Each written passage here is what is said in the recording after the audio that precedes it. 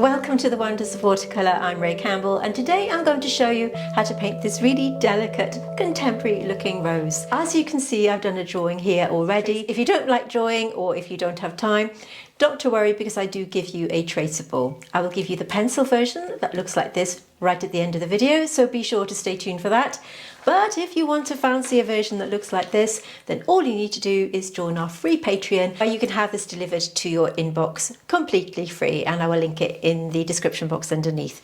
All you need to do is print it out, scribble on the back, place it on your watercolor paper and just go over the outline with a pencil. I use a 0.5 mechanical because it gives a really sharp outline. Let's talk about materials. I'm working on a rough surface paper. This one's by Arches and it's 100% cotton, and I'll be using my own brushes from Craftamo, where I did a recent collaboration, and my paints I'm using today are from Deep Light, but you can use whichever colours that you've got, and I'll give you alternatives as we work through. All of our tutorials here on the Wonders of Watercolor are suitable for everybody. We use a learn to paint as you paint method, so I'll be showing you every step of the way how to paint this gorgeous piece. Without any further ado, let's get right into the painting. Okay, to start with, we're going to be mixing our base colours, and the reference photograph that you see on your screen, I will be putting that at the end of the video as well, so that you can have a copy for yourself. And we're going to be using this set from Deep Light today. This is from their Jam set, but like I said, if you haven't got this set, don't worry, we can talk about alternatives as we work through. This is the swatch set that I've done. These are from this set. Believe it or not, these vibrant colours mixed in a really pale watery wash will give these gorgeous, beautiful kind of pastel tones with some darker colours that you can see there. The only colour that I'm not using from their set is this one here. This is actually called Dragonfly Blue. It's a really vibrant blue colour, but we'll talk about that later. So I'm starting off with a puddle of water in the middle, because that's where I clean my brush, and we need to mix a few colours there in the wells. I'm going to be using my number 8 brush. This is from my set from Craftamo, and it has a lovely fine point. So it's great for initial washes as well as doing finer details as you work through your painting. Now, Deep Light's paints are handmade, and they do recommend that you squirt them with a little bit of water before starting with them. And I'm going to use Prickly Pear. Trust the process. I know it looks strange. Another colour that I'm going to add to the mix here is this one here, which is Wild Berry. You could use something like a Permanent Rose mixed in with a little bit of Cerulean Violet, and to that I'm going to pick a little bit of Rosehip just to brighten it up a little bit.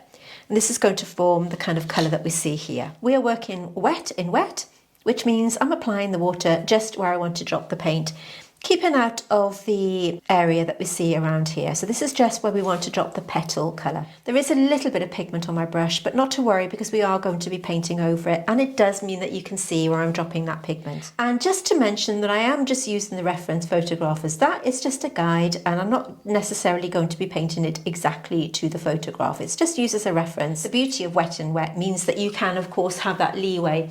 What you're doing with wet and wet is you can see where you're going to be dropping that paint before you actually commit to dropping the paint. So it's really good if you're maybe new to painting, and it's a great way of covering your bigger washes. Depending on your climate, the temperature of the room that you're working in, it depends on how long you wait before dropping in the pigment. You want to just make sure that your paper is glistening and that it's not too shiny.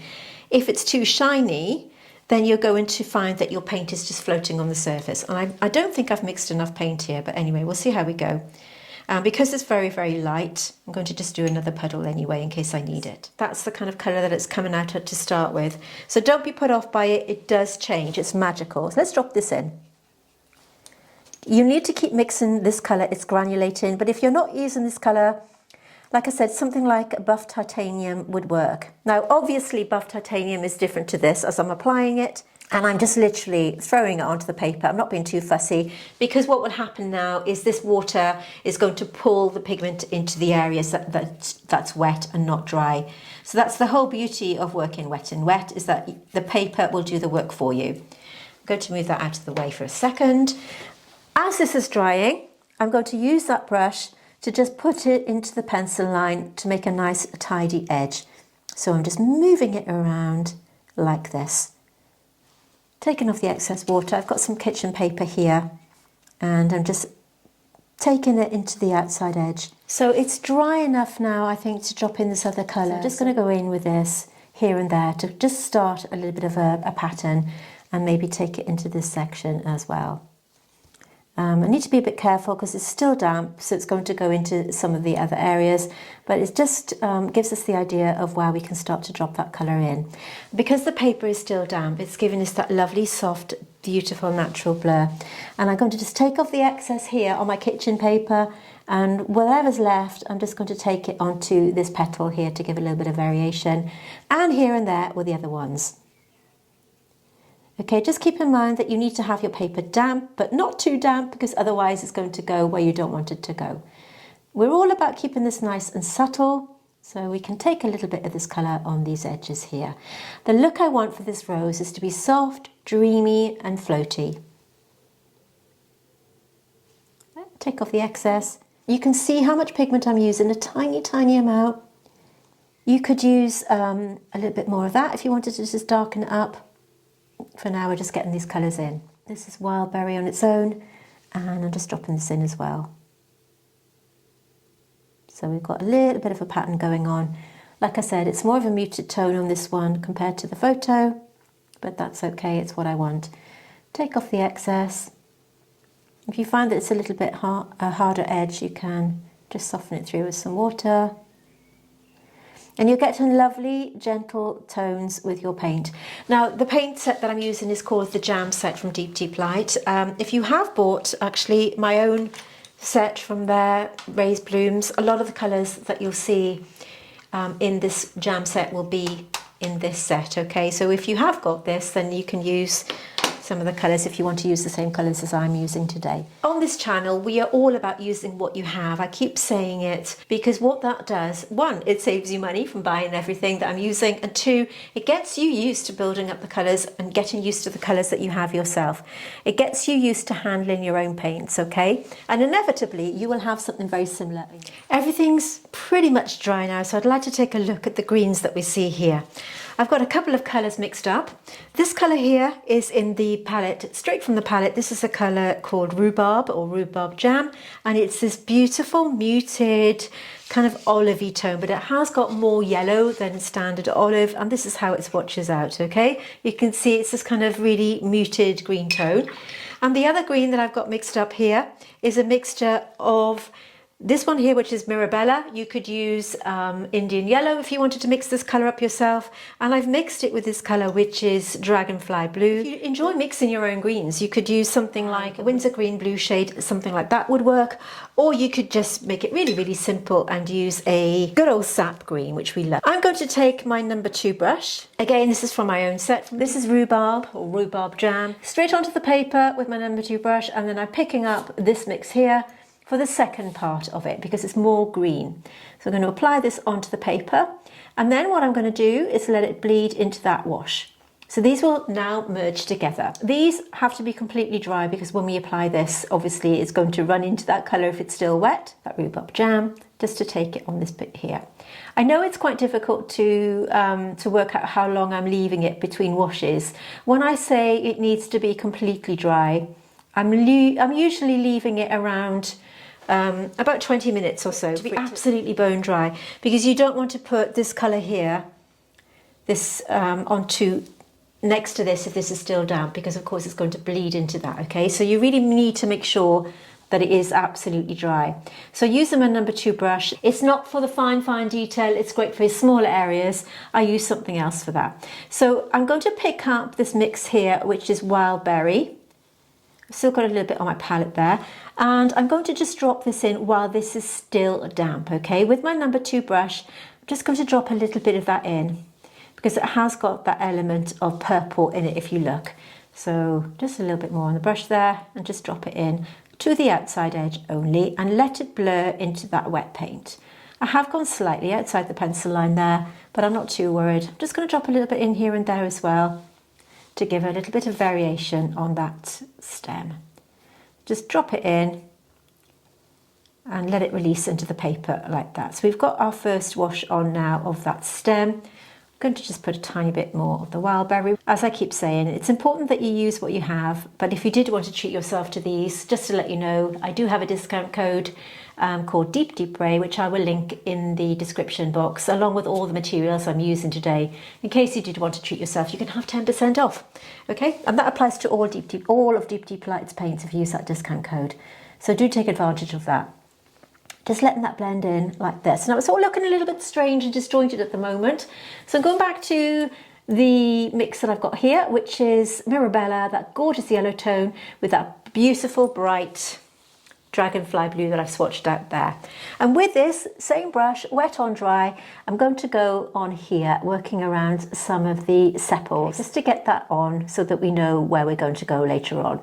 Now, as you know, watercolor is all about building up our layers slowly and carefully, and we need to be a little bit patient and let each layer dry before applying the next. So I'm just trying to figure out where I'm going with this, bringing it down like this into around the sepals, and one or two of the sepals are quite green anyway, so we can put that on there just to give it a base layer. These other ones are a slightly different colour, so I'm going to tackle those separately, but we'll just get that on so we know roughly where we're going to go. This one is a very, very different colour, and this is where that dragonfly blue comes into play again. And to that, I'm going to mix yellow, which in this case is this gorgeous Mirabella, and we're going to go straight on. Look at that colour. And you see, the beautiful thing about this is we've got this gorgeous bright green tone now offsetting the muted tones that we've got on here, and it all makes sense in the end. So I'm going to add a little bit more of that on its own into this petal here, just to give a little bit of variation at the top. Using my number 8 brush for this, just picking it up and getting it on. Really simple, mixing those colours up as I go through. So I'm going to have a little bit more Mirabella. Such a beautiful contrast between these colours, and I think, you know, we've got this definite blue area at the top, so I'm going to exaggerate it because I like it. Move that out of the way, and I've made this bit up where the stem is, so I'm going to just take a little bit of green and just pop that on. This is a full-length tutorial. It is completely free. I provide you with free tutorials here on YouTube. They are suitable for everybody. Even if you're new to painting, you can join in with us because we, like I said, we give you a learn to paint as you paint approach to painting. So I'm showing you every single step of the way, and as you're applying that paint, you are learning the process. And many of you have already joined my Patreon, just to let you know that we do have a paid version.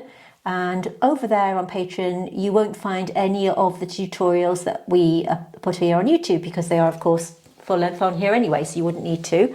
But if you do want to level up your watercolour botanical painting game, and you fancy learning botanical painting in a lot more detail and have exclusive content that I give only to my patrons, we have a few membership levels over there, including a mentorship level where you can have one-on-one time with me and have me critique your work and give you write-ups on that.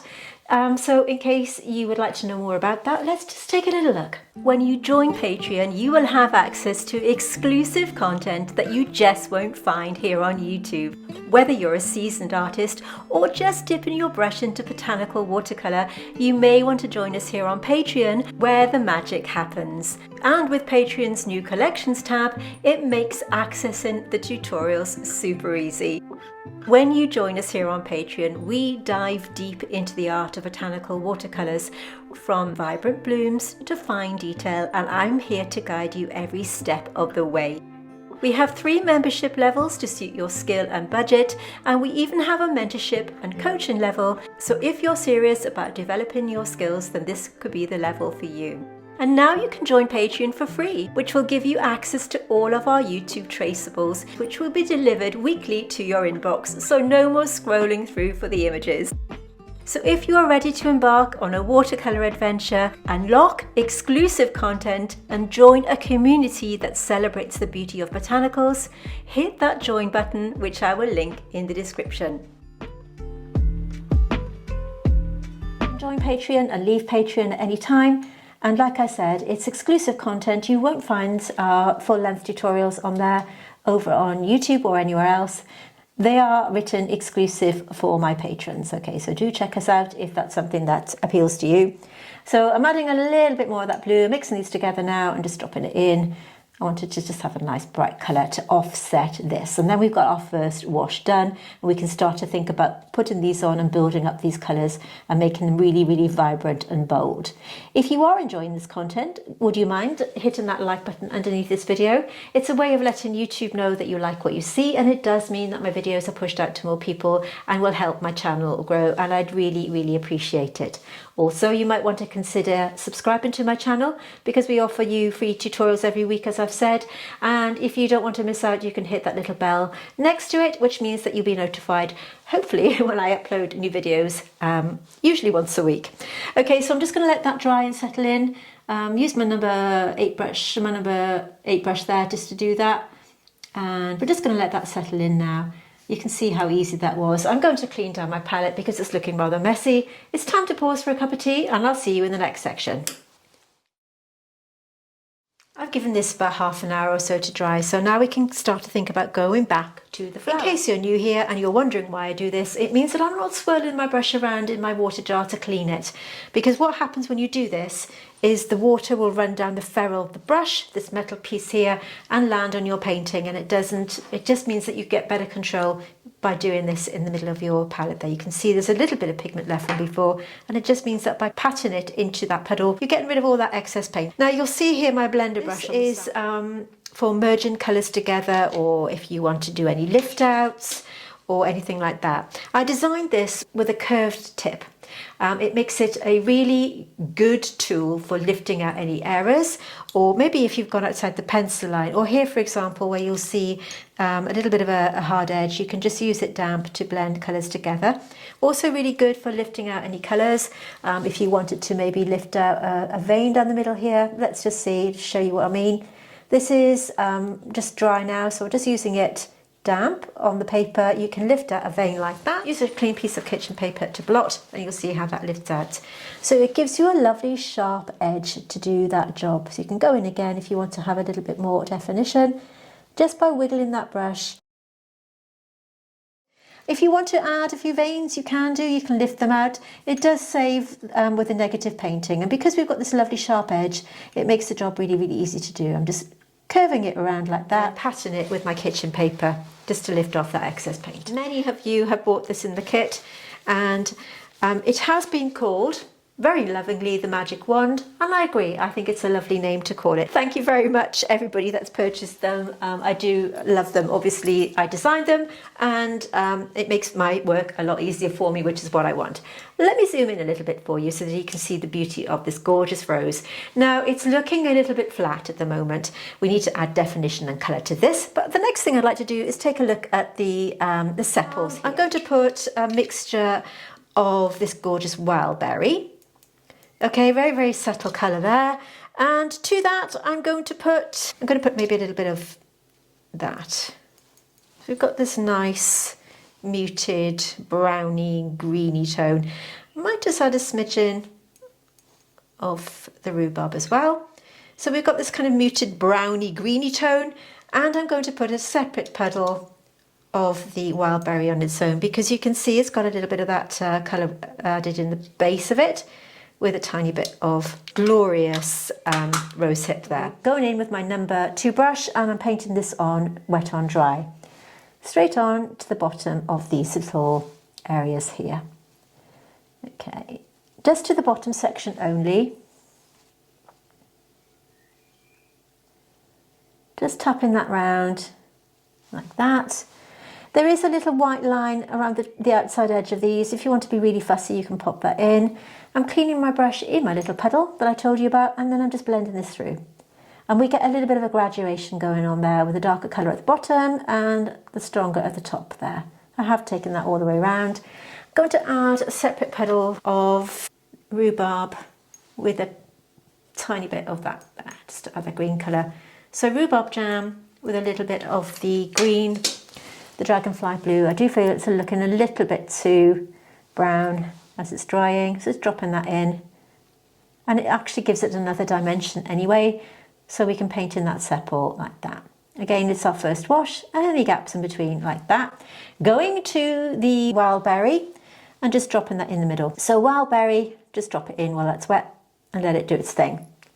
There isn't any on this one, but we can just maybe just put a little bit in anyway, just for a bit of uniformity.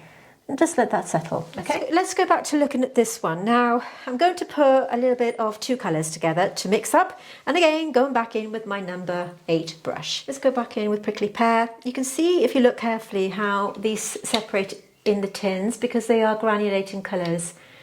This one, okay, you can see that dual colour. It's a double granulation colour, what I call a double granulation, by which I mean when the colour separates out, you get two colours in there. You can see it under, I'm sure there's a proper name for it, and I bet you some of you will tell me if you know, and I hope you do. Let me know in the comments if I've got that term wrong. But it's when you've got two colours that separate out onto the paper in that lovely granulating colour there. It can make it rather special.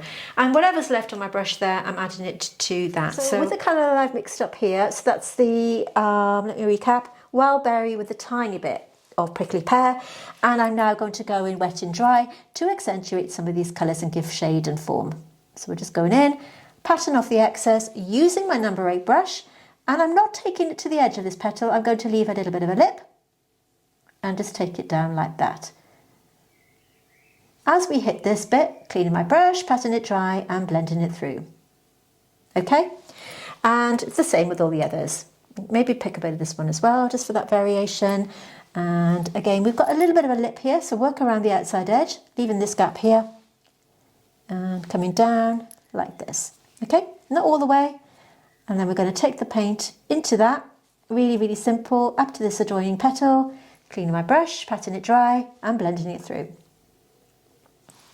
And I'm going to continue this process, and you can watch me do this while you listen to some music, and stop listening to me talking. I'll put some music on while I do this for you.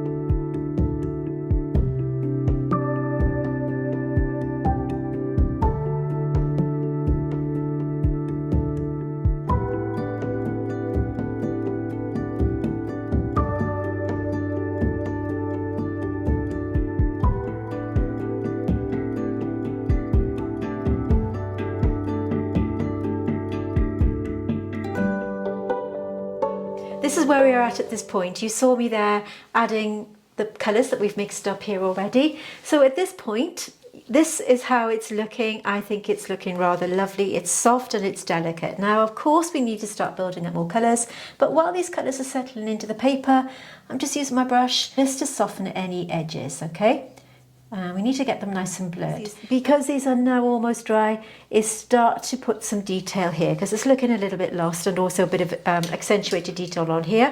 So before I do anything else, I'm going to show you what I would do next on this part.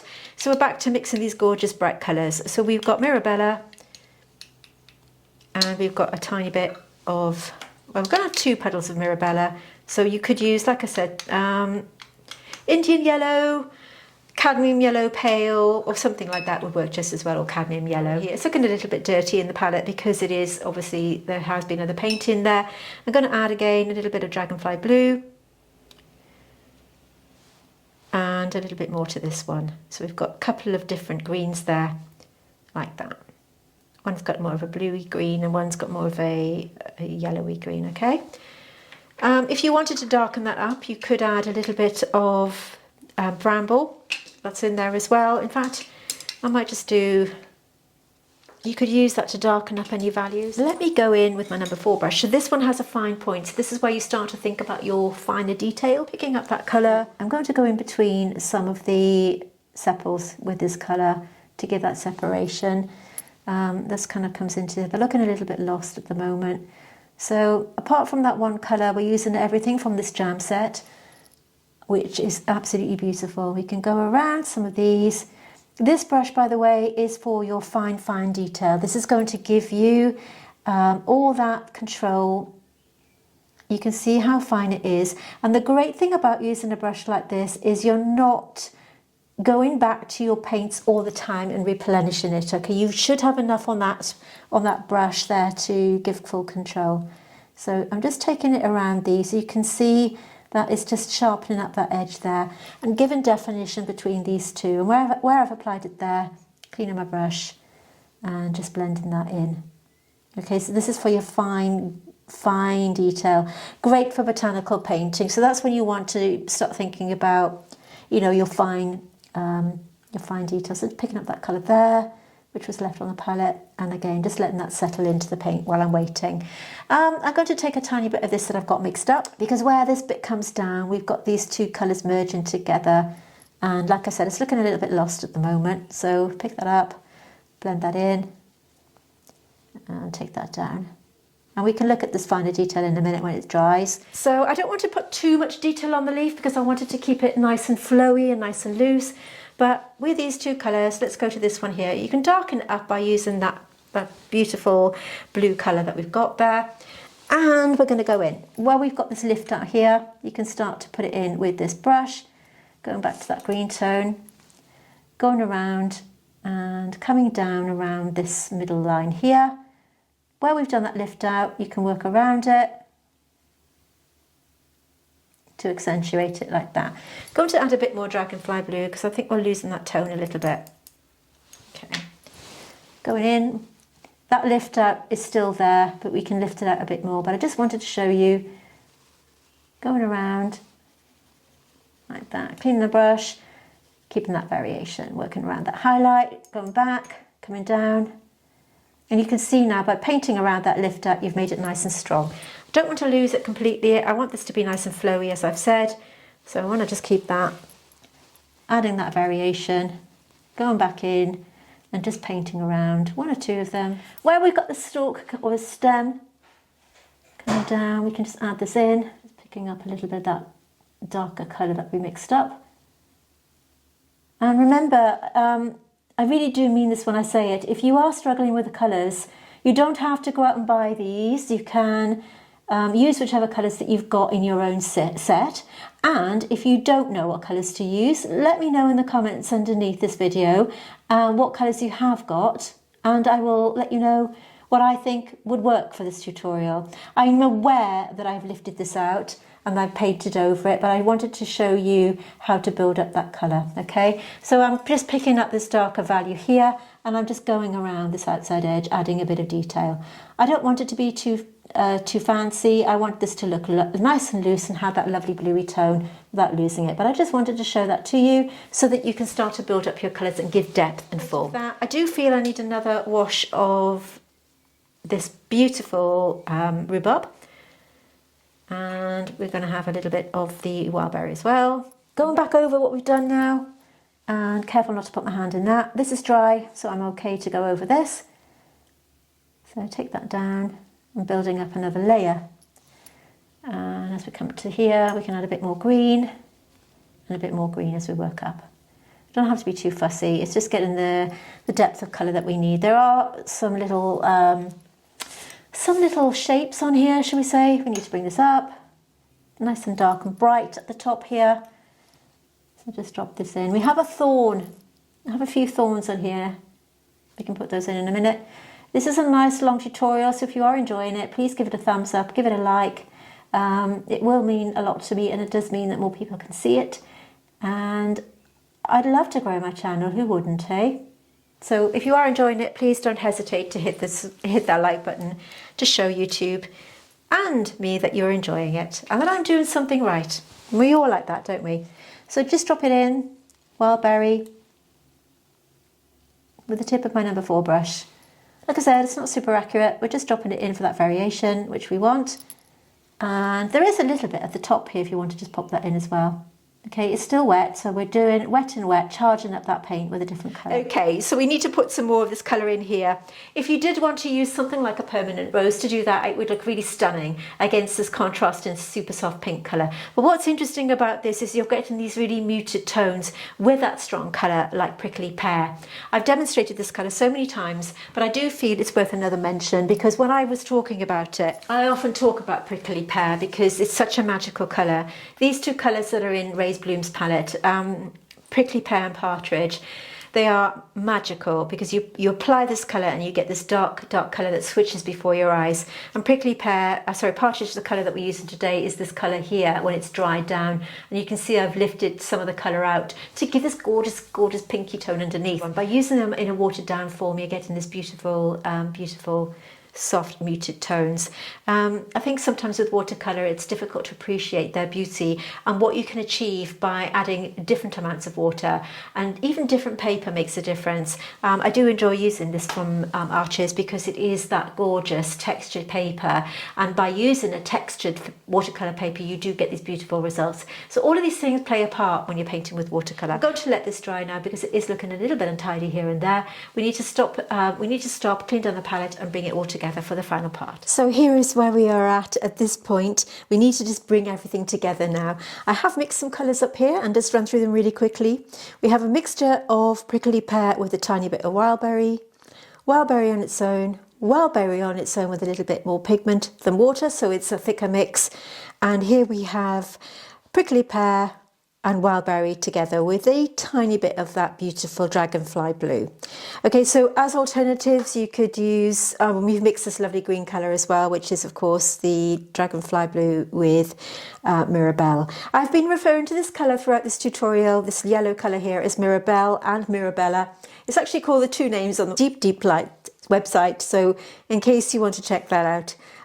Depending on the set, it is the same colour though, so not to worry if you are after these sets. And just to remind you, if you do use the discount code Deep Ray, which is on your screen now, you can get a 10% discount on any of Deep Light's paints, including this gorgeous jam set that I'm using here today. But remember, and I will keep saying it, use what you have. If you don't need to go out and buy them, but just in case you fancy treating yourself, do use that code and take advantage of the 10% discount. They're a fantastic brand. They make these delightful handmade paints and they are such a joy to work with. So check them out and use that discount code if you fancy treating yourself.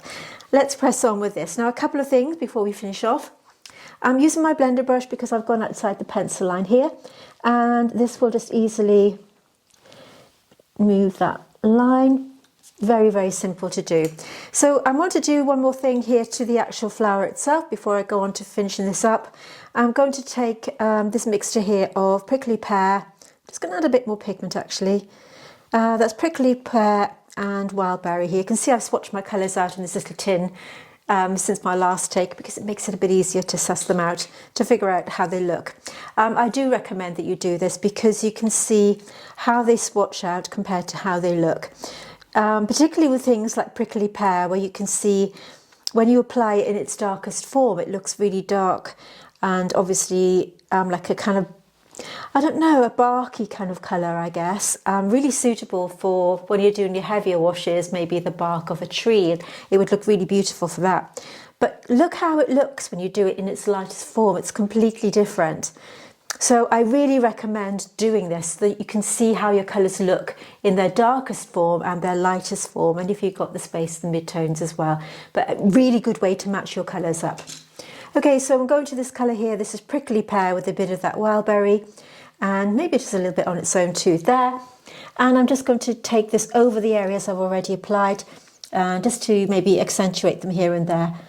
So I'm using my number 8 brush for this. Taking off the excess paint, and again it's just a good way just to give it a little bit more of a boost, a bit more pink. If you want to add more of a pinky tone, use that wildberry. And all I'm doing here is I'm just accentuating some of that negative space by going over with a darker colour. Let's add a bit more pink there. So if you want to add a bit more of a pinky tone, go in with that watered down version of wildberry because it's gorgeous. Really beautiful colour. And you're still not losing these soft shapes. Cleaning my brush, and using that brush to blend into that existing wash. Now the outside edge here, I'm just going to use a tiny bit of that just to give it some shape.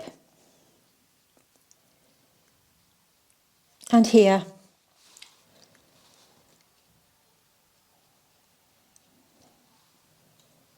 just taking a little bit more wild berry. Like I said, it's not strictly to the photo, but I just want to add a bit of something there, just to bring that together.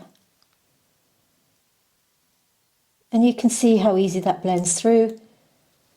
And here, just to accentuate that fold. We're all about painting pastel shades today with this rose. It's very easy to sometimes forget how wonderful watercolour can be, because we've got the ability to not only create strong, bold tones that we've got with this gorgeous leaf, but these subtle pastel shades that we can achieve just by adding plenty of water to our mixes. Now I'm not going to do too much more than that. Maybe on the outside edge here, I could do with a little bit of this colour. My number 4 brush,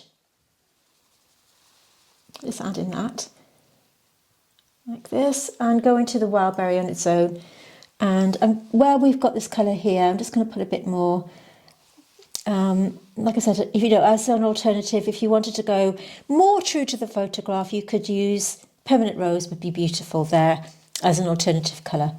And you can just add a few more dots if you want to. It's entirely up to you as to how much detail you want to put in. Just want to add a little bit here and there. You can see I'm just kind of using this wiggly motion to apply this colour. And there's a definite lip here, but like I said, I just want it to be present but not glaringly obvious. Just dropping in that, add a little bit of texture.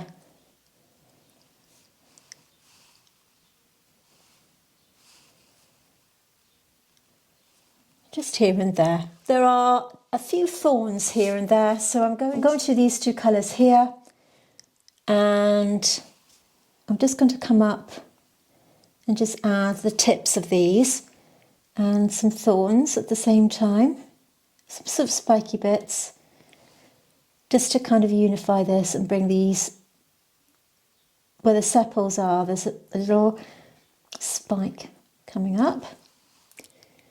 And on this bit as well. So I'm using this mix here, any dark colour that you've got. So you've got this bit coming around and then into that area like that. There's another little bit coming out here.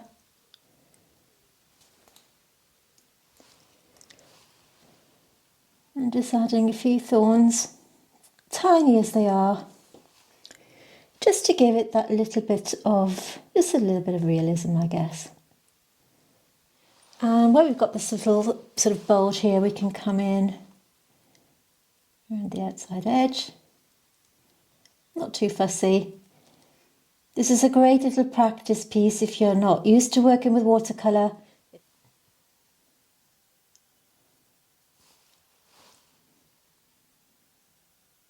Just going to take a little bit of that colour there, just to go over this section.